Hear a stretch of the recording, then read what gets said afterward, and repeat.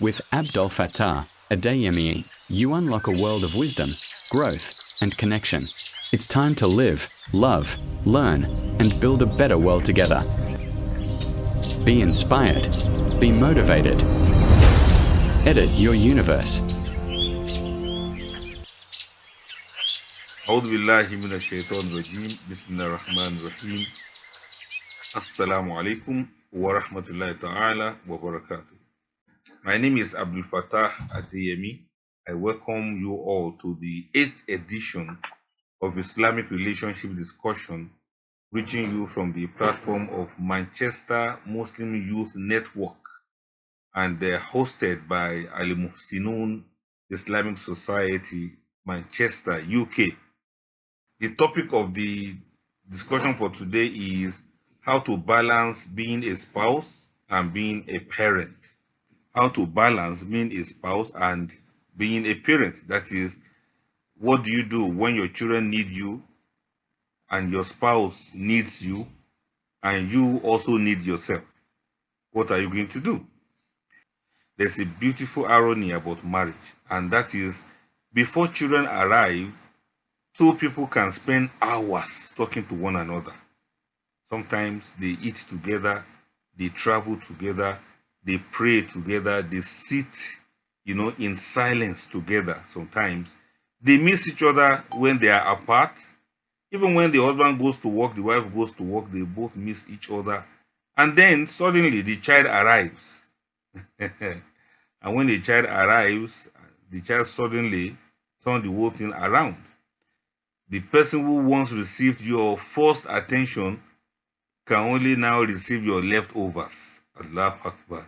Good morning, my darling. Good morning, my wife. Good morning. The answer to that good morning, my darling, is, wait, let me attend to the baby. When one of them says, how was your day? The answer is, please, can you help with the children? I'm pressed. I want to go into the bathroom, but please help me handle the children. When one of them says, can we spend some time together tonight? Then the response is, honestly, I'm exhausted. Wallahi, I'm exhausted. Allahu Akbar. Then another child comes, and another one, and another one. And slowly, without intending it, the marriage can become the waiting room between parenting and responsibilities. The couple are still married. They still love one another. They still provide when they should. They still sacrifice their time and what have you. And they still even post family pictures from time to time. But something has changed. They have become excellent parents while quietly becoming strangers as husband and wife. And sometimes the reverse happens. A parent becomes so consumed by the marriage that the children grow up emotionally hungry. Now you see, it's in both ways. So tonight we're asking a very difficult question. How do we love, or how do you love your children deeply without allowing them to consume the marriage? And how do you protect your marriage without making your children feel like intruders in their own home? Without making children feel like third parties, like they say. Allahu Akbar. Because the answer is not choosing between spouse and children or between children and spouse. The answer is learning how to build a family in which love multiplies rather than compete. Love is expected to multiply, not to compete with one another. So firstly, understand the difference between a spouse and a child. They are not the same thing. Because this is where many people become confused. Your spouse and your child are both people that you love. Fine. But they are not supposed to occupy the same emotional position in your life. Your child needs you as a parent. Your spouse needs you as a partner. Your child needs protection. Your spouse needs partnership. Your child needs guidance. Your spouse needs companionship. Your child is going toward independence, whereas your marriage is supposed to grow towards deeper companionship, not separation. And that distinction is critical, because when parents say, my children are my whole world, you know how people say it? My children are my whole world. They are all I'm living for. That sounds romantic, isn't it? But psychologically and relationally, it can become dangerous if it means my marriage no longer needs my attention. Your child should not become your emotional spouse. That's what I'm trying to say. Your daughter should not become the person you emotionally depend upon because your husband is distant. And your son should not become the man who receives the emotional intimacy that should exist between husband and wife. Children are children, no matter their age. Children are children, and they should always be children. And they should never have to carry the emotional weight of an adult relationship. In Yoruba land, some women call their children Okomi after a while. Don't get it twisted. They are just being metaphorical. Your child, your son can never become your husband, can never behave like your husband, and should never play the role of your husband. The same thing. Some men, they call their daughters, oh, my baby, my darling. Whatever thing you want to call her, it may sound very nice to you, but you should know that you are just joking. Your wife is your wife, your child is your child. And the Quran does not present family as a competition. You remember this verse we normally quote, Quran chapter 30, verse 21. Allah says, وَمِنْ آيَاتِ أَنْ خَلَقَ لَكُم مِّنْ أَنفُسِكُمْ أَزْوَاجًا لِتَسْكُنُوا إِلَيْهَا وَجَعَلَ بَيْنَكُم مَّوَدَّةً وَرَحْمَةً إِنَّ فِي ذَلِكَ لَآيَاتٍ لِقَوْمٍ يَتَفَكَّرُونَ. And amongst his signs is that he has created for you spouses from amongst yourselves, so that you may find tranquility in them, and he has placed love and affection, love and mercy between your hearts. Indeed, in these are signs for those who reflect. Quran chapter 30, verse 21, and you should notice something very profound here. Allah described the marriage relationship, using Sakinah, Mawaddah, and Rahmah. That's tranquility, affection, and mercy. Marriage is not merely a legal arrangement for producing children. It's itself an ayah, a sign from Almighty Allah. So when children arrive, they should not erase the marriage. They should become part of the raḥmah that the marriage generates. Children are supposed to be extension of the raḥmah that Allah has placed in the marriage. And they are part of the ways through which Allah shows love to us. And we should use them as means of growing the love, not as dividing the love. So your children need to see you love the other parent. That's the point we're trying to make. This is one of the most underrated forms of parenting. That is loving your spouse in front of your children. I'm not talking about sexual intimacy or inappropriate displays or those kind of things. I'm talking about affection. I'm talking about show of respect, show of kindness, gratitude, and gentle conversation. You see, a mother seeing her husband hug his children is a very beautiful sight. A father telling his wife, Jazakillah khairan, I appreciate what you do for this family. That is a very good thing for a father to say to the mother in front of the children. And a child hearing, your mother is one of Allah's greatest blessings to me. Do you know that your mother is the best thing that ever happened to me? That is what we are saying. Or a mother saying, look, your father works very hard for this family. Let us make some dua for him. That kind of thing. Do you know what you are teaching that child? You are teaching them, or let's say the children, you are teaching them that this is what love looks like. This is what a marriage should be like. You are not merely telling them how to choose a spouse someday, which of course you are doing. You are actually giving them a living curriculum, a blueprint. Children learn marriage by watching marriage, not by what you are going to be telling them the day they are getting married. Love your husband, show affection to your wife. No, they have learned what they will learn long before that time. But be careful. Children can become the third person in the marriage if you are not cautious. Sometimes the marriage begins with two people, then the baby comes, and suddenly every decision becomes, what does the baby need? Everything is about the baby.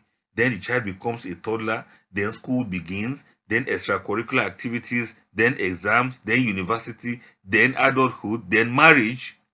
And before you know it, the couple have spent 20 something years raising children, but never spent the same 20 something years raising their marriage. They have practically pressed pause on their marriage. And this is one of life's greatest ironies. Parents invest in the child's education.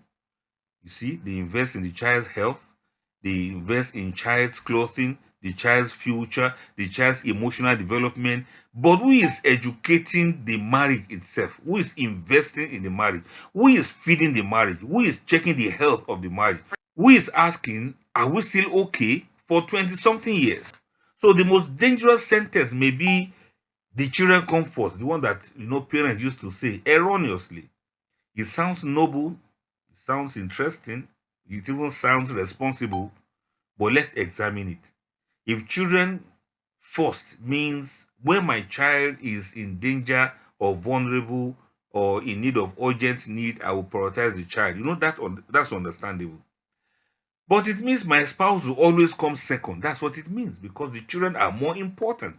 So if you are saying the children must come first, that is where the problem is. We have a big problem there, because children eventually leave one day, but marriage is supposed to remain. We too, didn't we leave our parents? We left them one day now. We left them and then life continued for them. However it continued, they are the ones, grappling with their lives by now. The child who occupies your entire emotional universe at age 5 may leave for university at age 18. The child who slept beside you may marry one day. The child you drove everywhere may build a life somewhere else with somebody else. And one day, you may look across the dining table and realize that it's just the two of us again, me and my wife, me and my husband. And then comes the uncomfortable question: do we still know each other after these so many years that we invested only on the children? So I want to say that we should not sacrifice the marriage on the altar of parenting. There are parents who believe that, well, I'm sacrificing everything for my children, if not for children, something like that. And sometimes, well, they are truly sacrificing everything for the children. But sacrifice without wisdom can create unintended consequences, bad consequences. A parent may say, I stopped going out because of the children, or I stopped caring for myself because of the children, or I stopped spending time with my spouse because of the children, or I even stopped traveling altogether because I needed to attend to the children. I stopped having conversations. I stopped having friends. I stopped everything. And eventually, resentment begins to grow. The parent may resent the children without realizing that they are lashing out on the children because, according to them, the children did not allow them to have a life. The spouse may resent the parent. They resent each other. Allahu Akbar. Husband resent the wife resents the husband. The marriage may become emotionally empty because you have invested the whole of your emotions on the children. And ironically, the children inherit the consequences of a marriage that was supposedly sacrificed for them. Rather than for the children to now benefit from this sacrifice, the children will now be suffering from this so-called sacrifice. And sometimes, the greatest gift you can give your children is not another toy. It is not another lesson or another, extracurricular activity that you pay for. Not even another school, not another possession. Sometimes it's a healthy marriage to come home to. Happy father and mother to come home to. Loving father and mother to come home to after school. That must possibly be the best gift you can give to these children. So your children should not have to compete with your spouse, no matter what. So imagine a husband comes home, he wants to greet his wife, the children rush towards him, he spends 20 minutes with them, then another 20, then it's time to eat, then homework, then bedtime, then everyone is exhausted. And the wife has spent the entire day waiting for a moment of connection, expecting her husband to come back. Instead of her husband to come back home, is the father of children that arrived. And eventually she says, you have time for everybody else except me. When the woman just looks at you and says, well, you have time for everyone, She will not say you have time only for the children, but it's like everyone, that kind of thing, that language. You have time for everybody except me. And the husband be like, are you jealous of your own children? That response misses the point. She may not be competing with the children. She may just simply be saying, I miss my husband. And there's a difference between that. Now, imagine also the husband comes home and the wife is with the children. They are doing their things together. And the husband is just there, stranded, left outside. I mean, outside their conversation, outside their activities. He's just like a visitor in his own house. The children are not really warming up towards him. The woman that was supposed to, she used to hug him, tell him welcome, how was your day before. But now, the last time you heard that was like 15 years ago. Allah Akbar. Now, something happens, whether we take it serious or not. And that's what we are trying to avoid. So I want us to create a family culture where love is not a limited resource. If one of the greatest lies in the family life is, if I give more love to my spouse, I have less love for my children, then you know that is a real bad lie that people can tell. So I want to say that love is not always a pie that you share. Love is not pizza that you share. If you divide a pie, every person receives less. But healthy love can multiply. It's not the triangles of a pizza that each person takes one. A father can love his wife deeply and love his children deeply also. A mother can adore her children and remain deeply connected to her husband. The goal is not to choose between spouse or children. The goal is spouse and children, and eventually family. All of us together loving each other and doing well with one another. And let me also add, there's a difference between equality and equity when it comes to this loving each other in the marriage. Your spouse and your children do not need equal amounts of everything. You know what I mean now? They need the right kind of attention appropriate to their relationship and their stage of life. Couples, I need you to take note of this. A newborn may require enormous physical attention, and a teenager may need emotional availability. When they want to complain, you should be there to hear their complaints. But a spouse may need companionship at one point or the other. In fact, within the family, an elderly parent may need care. When it comes to grown-up children and their elderly parents, there should still be that relationship also. A family cannot function if every person demands exactly the same amount of time. So instead, you should ask, what does this relationship need from me right now? And the question is far more intelligent than who gets more of my time. Take for instance, let's say you have aged parents, and both of you as couples, you have agent parents. You may not have to spend the same amount of time with yourselves and with your aged parents, but you have to find ways of balancing it up without thinking that since our parents are old now, we only have to be taking care of them. We don't have time for ourselves. That kind of thing. When the parenting has flipped to the other side, the way you have to have good time with yourselves and your children, that same way you have to have good time with yourselves and your elderly parents too, including their financial needs and their emotional needs and your presence in their lives. So let us see this 5-basket model.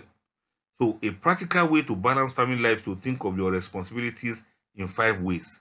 Basket number 1, your relationship with Almighty Allah. If this should collapse, then everything else becomes harder for you. Basket number 2, your marriage itself. The emotional partnership between husband and wife, it has to remain intact. Then number 3 is your children. Your physical, emotional, moral, and spiritual development of these children, of yourself and these children, become very important. Then yourself too. You are number 4. You shouldn't be left behind. Your health, your rest, your intellectual growth, your emotional well-being, and your financial things. You should take all of this into consideration. And then number 5, your wider responsibilities. Your work, your parents, your community, your finances, and other obligations, they are all very important. So these 5 things, one of them is not less important than the other. So, the mistake is allowing one basket to swallow the others. A family becomes unhealthy when parenting consumes the marriage, or when marriage consumes parenting, or when work consumes family, or when community services consumes the home, or even everyone consumes you until there's no you left. You share yourself with all of the four, and then we can't find you anymore. Do not allow this happen, but rather we should connect in three ways. Number one, there's the family connection. That is, you eat together, you pray together, you talk together, you play together, you create family rituals, you build family identity together. And then level number two is spousal connection. You need moments where you are not daddy, moments when you are not mommy, moments when you are not the provider, when you are not the cook, when you are not the driver, when you are not the disciplinarian. You need moments where you are simply husband and wife, where you are husband and you are wife together, not daddy and mommy. And what do? Husband and wife, you talk, you walk, you have tea, you sit together, you go out, you laugh, you remember the beginning, you ask each other questions. That is how to be daddy. That's how to be husband and wife, not daddy and mommy. Get it? Then the third level, level three, is individual connection. Every child needs moments alone with each parent. You understand what I mean now? Every child needs moments alone with each parent, not with both of you together, each parent. And every spouse needs moments alone with the other spouse. Because family togetherness does not automatically create intimacy. Proximity is not the same thing as connection. You can live in the same house and emotionally live on different planets entirely. So take note of these three levels of connection. They are very essential if you must balance your spouse and your children, the relationship you have between them. Another thing is, never use the children as weapons in marital conflict. This is another point that we cannot do without mentioning. And this deserves a major warning. Don't say the children don't like you to the other one. Or don't say your father doesn't care about us. You know what I mean now? Don't say, well, your mother is not motherly. Don't recruit children into adult disagreement. And do not make a child to choose sides. Don't use access to children as punishment unless there's genuine safeguarding issue that is coming up there. Unless there's a fear of abuse. Children should not become messengers that you send to one another. Go and find out this one. We'll go and tell your daddy that food is ready. Or go and tell your mommy that so and so. No, don't allow children to come in this way. Children should not be used as spies between the two of you. Go and check who's your daddy talking to. Go and check what your mommy doing. Children should not become judges. Children should not become therapists. And children should not become weapons in your marriage. When adults have adult problems, adults should solve adult problems. Don't involve the children if there's conflict between you. I hope you are following me now. And don't correct your spouse in front of the children. That's what some people do, and it is absolutely wrong. Don't say just leave her alone. Don't listen to your father. Your mother is too strict. Your mother gets peppery sometimes. Or your father is too lax, is too lazy. He doesn't know how to criticize, he doesn't know how to correct children. I would have said, let me report you to your daddy now, but look at him. What can he do? He's just there. You know those kind of things that people say. It means Allah Akbar. Unity does not mean agreeing on everything, actually, but it means learning how to disagree without destroying parental authority. Don't underrate the other parent in presence of the other parent. Don't underrate one parent in presence of the children. And never make your children responsible for your marriage. That's another danger. We are staying together because of the children. You imagine a mother say, look, I will have left your father if not because of you.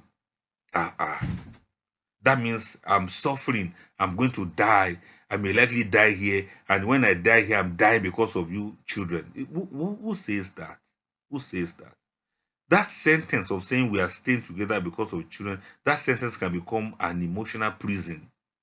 And it can even become a poison also. Children should not grow up believing that if my parents are unhappy, it's my fault. Children should not be like, well, I'm the reason daddy is staying. I'm the reason mommy is still married to my daddy. Or I must keep mommy happy because she's staying in this marriage because of me. Children need parents. They do not need to become guardians of their parents' marriage. Don't involve them in this, and don't make them feel guilty even if the marriage is failing. Don't make them feel as if, well, it's because I'm spending time with you, that's why me and your father, we are quarreling. That's why me and your mother, we are not communicating, because we have to look after you. You are blackmailing these children. You are gaslighting them. You are making them to feel bad for being children and for things that are none of their fault. Allahu Akbar. So sometimes the spouse needs to come first in everything. Did you get what I just said now? Sometimes, things change. There are instances where the spouse needs to come first. And this may sound a bit controversial. Imagine your spouse is emotionally collapsing. Your child is asking for attention. The child waits for 5 minutes, but the spouse may not be able to wait for 5 minutes. The mother is tired. She's fatigued. She just needs somebody to hold her or pat her in the back. Please, let your wife come first in that moment. The children can wait. The children can do other things. But at that point in time, maybe your husband needs your attention for something that is very essential. He is worried. Something happened at work. He needs to talk to somebody. It is not that time that you now say you want to take children to the park to go and play in the park. You understand what I'm trying to say? Or perhaps your marriage is experiencing serious emotional distance. The children are fine. Everyone is fed. Everybody is safe. But the marriage is dying. That marriage needs your attention at that point in time. Please, couples, understand priorities when it comes to who should get attention at a point in time. Not because the children are not important, but because the family system itself is in danger. If that family should collapse, even the children will be broken alongside with it. And sometimes the child's need may come first. We have to weigh everything. If a child is sick, or if a child is frightened, if a child is being bullied in school, or a child is emotionally distressed for whatever reason, or a child is in danger, or a child is experiencing a serious crisis, the parent may need to temporarily redirect enormous energy towards that child. Look, this is not a time for us to say we are quarreling or we are not on talking terms. Your child comes home crying. This is not the time to say, okay, me and your father, we are not talking to each other. A child needs immediate attention. A child is in distress, or a child is injured, either physically or emotionally. This is not the time to start saying, we are not talking. That's why I will not call you to come and let's go to the hospital with our child. Or that's why I will not involve you in discussing with this child. No, be careful. A mature spouse should understand that this is not my husband choosing the child instead of me, or this is not my wife loving the child more than she loves me. It is our family has a temporary need and we will meet it together. That is partnership. And that is when you forget whatever differences you have as a couple at that point in time. Look, even if you are going to pretend to be smiling together, husband and wife, just to ensure that that child regains the confidence and that child is out of the emotional distress that the child is going through. So your spouse should not feel like a single parent in marriage. That's another point I want us to know. And this is a very huge issue. A person can be married and still feel like they are parenting alone. One spouse handles school and feeding and doctor's appointment and discipline and homework, bedtime stories, the right time to sleep, the right time to then emotional support, household organization, all of those things. Whether the children have made their salat or not, or whether they have gone to Islamia or not, and those kind of things. Whereas the other spouse simply says, look, just tell me what you need. That is not necessarily partnership.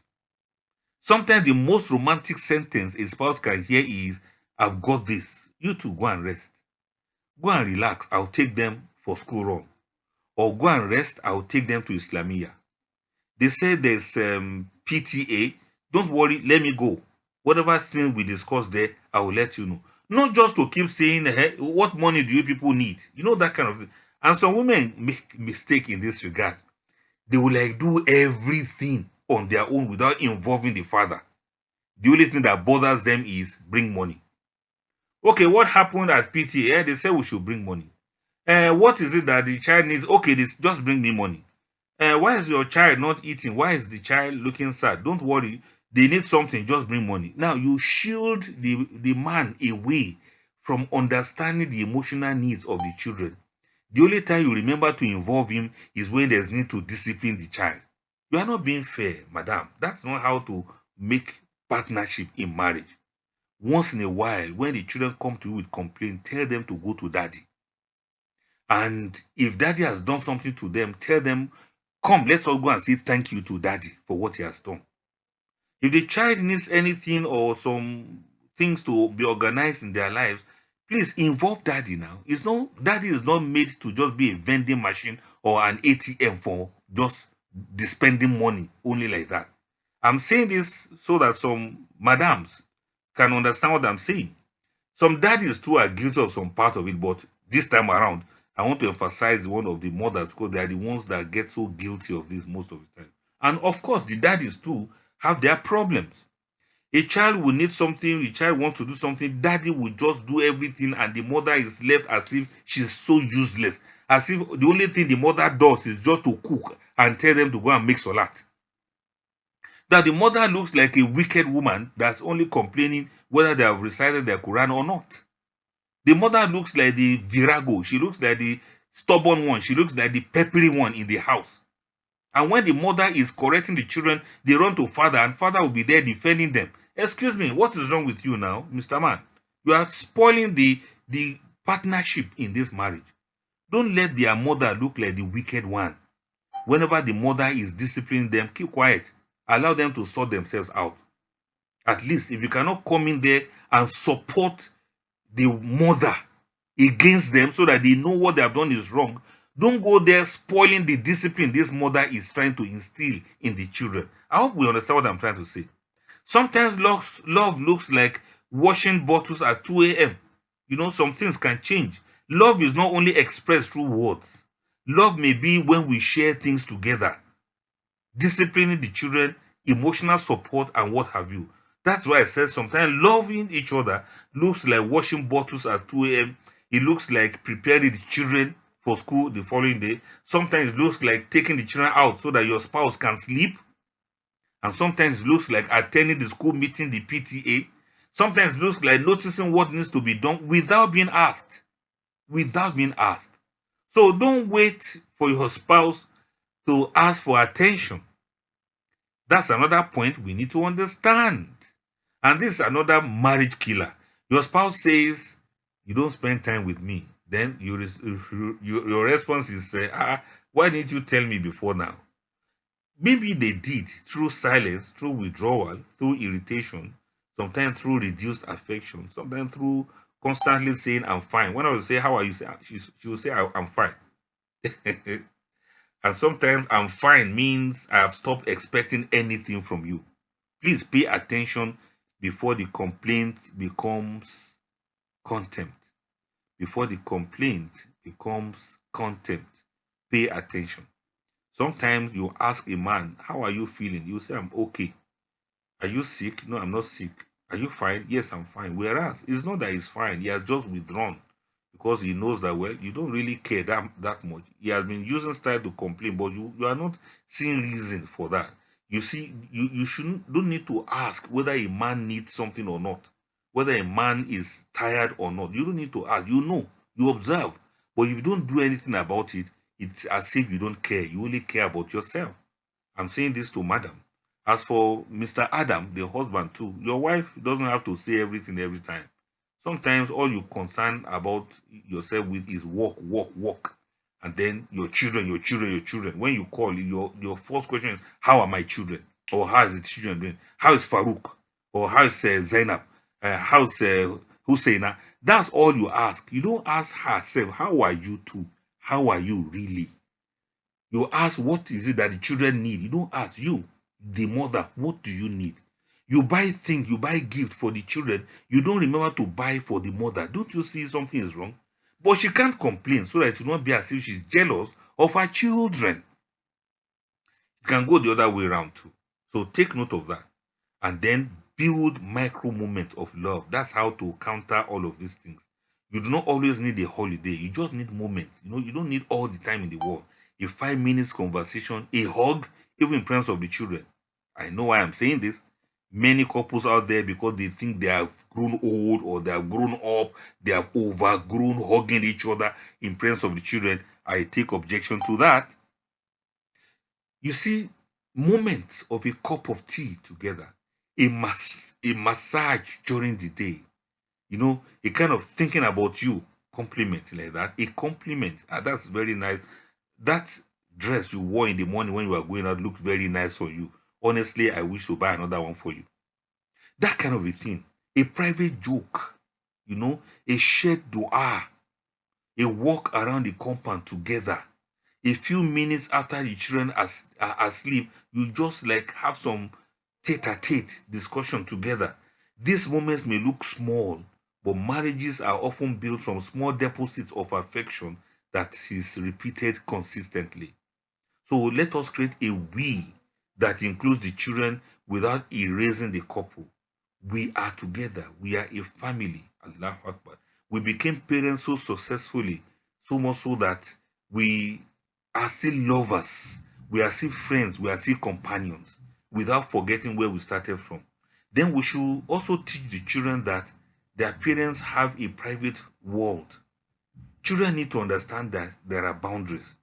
Sometimes you have to tell them, look, mommy and daddy are talking. Go and be watching TV. Something like that. Or sometimes you tell them, look, this is private. It's between me and your mommy. Or sometimes you be like, you can knock before entering. Don't just barge in like that. No matter their ages, let them learn that. Even the small ones amongst them, they are very smart and intelligent. They shouldn't barge in so much so that both of you are even so ashamed of yourself when they enter into the room sometimes. Allahu Akbar. Then sometimes you can just say, look, tonight is mommy and daddy's time.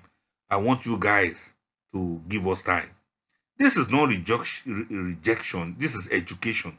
Children need to learn that love includes boundaries. You love them truly, but let them know, look, mommy and daddy wants to discuss alone. And let the children get used to that. And when you say it, let them know that you mean it. Not that 2 minutes later, they'll come back and say, mommy, I want to drink water. Or 2 minutes after, one of them will come back and say, Abdul Rauf looked at me. No, let them know that when you say daddy and mommy needs time together, you mean it. In fact, give them time. Tell them that you see that clock there, mommy and daddy wants to be together until that clock changes to 5 or 6. Maybe by that time, the clock was 3. That kind of a thing. Allahu Akbar. Then another thing, if the children are not the problem, don't let technology become the third spouse.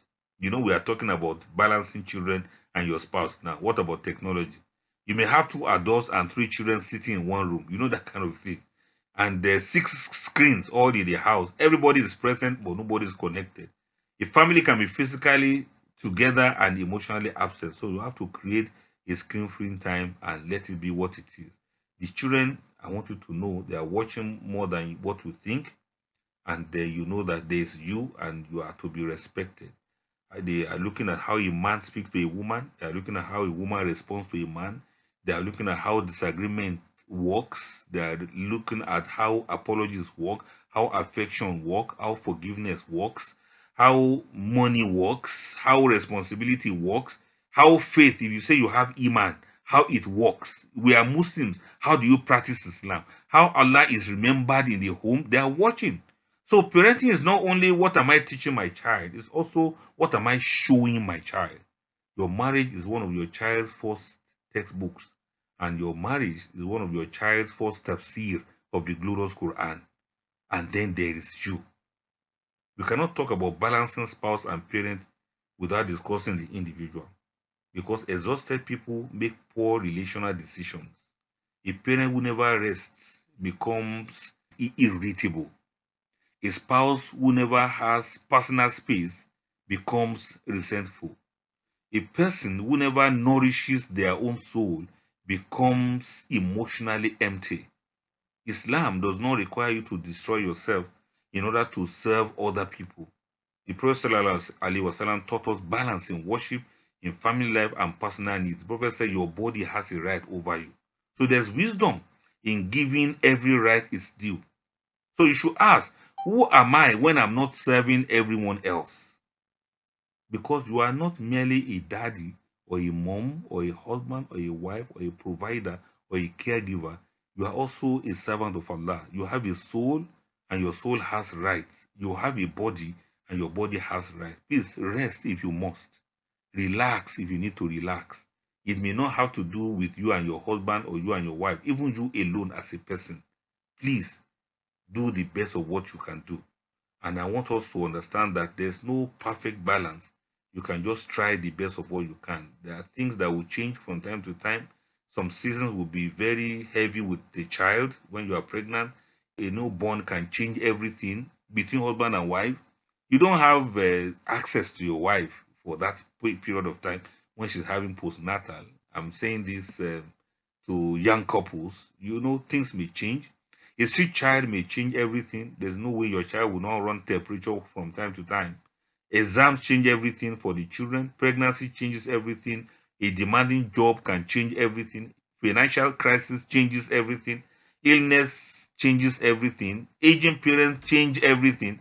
So don't ask, is everything perfectly balanced? Just ask, what is it that needs my attention most in this season, and what must I make sure I don't neglect in my life? So generally now, once in a month, I want couples to sit down and ask one another 5 questions. How are you doing as my spouse? Not as a parent or as a provider, as my spouse, my husband. How are you doing? My wife, how are you doing? My husband, how is your work going? Then you ask, how are you doing as a parent? How is it with you looking after these children? How is it with you having to pay fees? How is it with you having to look after us? Where do you feel unsupported? Is there anything I need to do for you? Is there any way you need me to support you? Do you need me to spend more time at home with the children? Do you need me to babysit for you once in a while? Do you need to just go and hang out with your friends so that me, the father, I can stay with these children? Do you need to go and visit your family so that I too can stay with these children? Do you need a whole 24 hours away from home? And let me say I can handle these children when you're not around? What have I been doing well? And what do you need more of from me? What do you need me to do more? Imagine if Muslim couples regularly had conversations like this. Many crises will be discovered, while they are still small. It won't get out of hand. Then there are 4 questions I want every parent to ask each other. Question number 1: if my children appeared for a weekend, will my spouse and I know how to enjoy each other's company? That means if my children should disappear for one weekend, will we even be able to have our lives back? Now you see, many of the couples are so used to children being around that they don't even know how to be together again. This is very surprising. They are used to children being around. So anytime the children are not even around, they don't even know what to do with themselves. Then question number 2: if my spouse and I should disappear from the children's lives emotionally, would they feel secure? If the answer is no, then your parenting may need attention. Then question number 3: do my children see marriage as something beautiful or something burdensome? Your behavior is answering that question every day. If you look tired every time, you look consumed every time, you look exhausted every time, what message are you sending to the children about what even the marriage itself is supposed to be? And question number 4: when my children eventually leave home, what kind of relationship will remain between my spouse and me? One way or the other, there will come a day when we are going to become, empty nesters. What are we going to do with ourselves? What are we going to do with our lives? So understand very well that marriage is an amana. And may Allah forbid, if anything happens to any of us now, if one of us should die, what is going to happen to these children? I always ask this question, and I hope couples will take it seriously. Think very well. Think very well. If anything should happen now to either of you, or to both of you for that matter, have we trained these children enough to know how to stand on their own, to know how to take care of themselves, to know how to cater for themselves?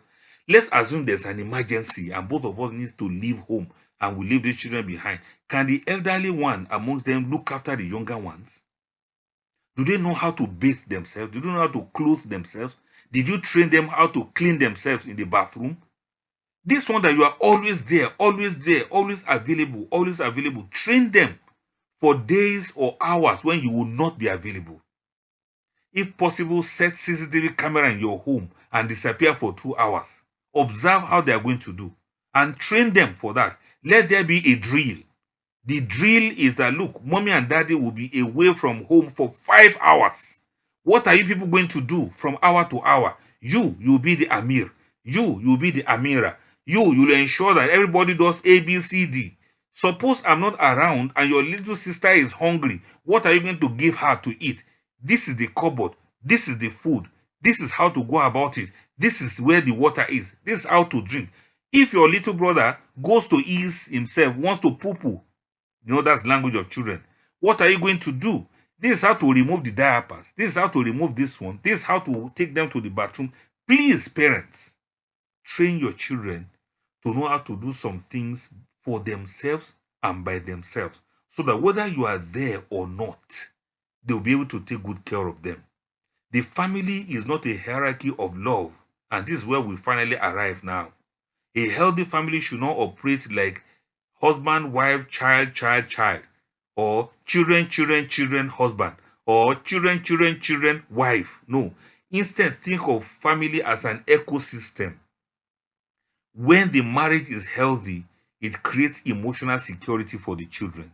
You understand now? When the children are secured, they reduce unnecessary pressure on the marriage. So give them security in the way they think and the way they do things. When the parents cooperate, the children learn cooperation.